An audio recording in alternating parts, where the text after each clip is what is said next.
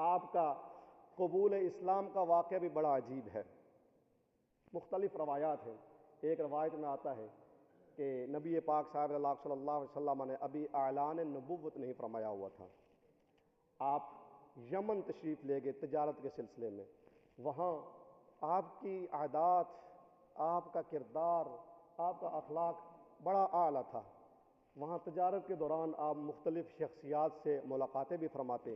یمن میں آپ ایک قبیلہ ازد کے بوڑھے شخص کے پاس تشریف لے گئے، اور وہ جو بوڑھا شخص تھا وہ آسمانی کتب کا علم رکھتا تھا۔